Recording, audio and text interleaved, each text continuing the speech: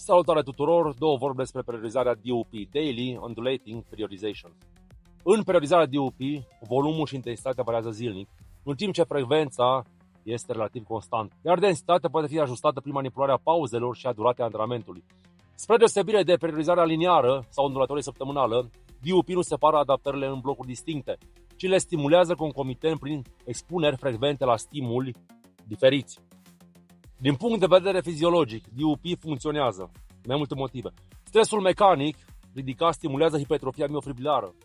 Intensitățile submaximale dezvoltă capacitatea neurală, iar intensitățile mari îmbunătățesc eficiența inter- și intramusculară.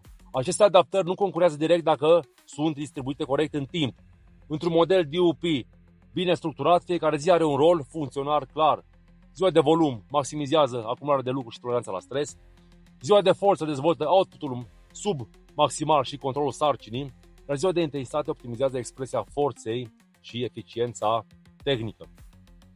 Aceeași mișcare este antrenată de mai multe ori pe săptămână, dar fără a supraîncărca același sistem de fiecare dată. Un avantaj major al DUP este managementul oboselii. Alternarea zilnică a intensităților reduce acumularea de oboseală neurală, menține calitatea execuției și permite o frecvență mai mare a main lifturilor. Bun. Din punct de vedere al programării, DUP este extrem de compatibil cu antrenamentele full body, compatibil cu autoreglarea prin RPE, cu modelul de top, step plus back-off și se adaptează foarte bine la sportivi naturali și la cei veterani, să spunem așa. Limitarea DUP nu este eficiența, ci cerința cognitivă. Sportivul trebuie să înțeleagă diferența dintre zile și să respecte obiectivul fiecăreia. Bun, așa. Ca o concluzie, DUP nu este o metodă avansată prin complexitate, ci prin precizia cu care se distribuie stresul.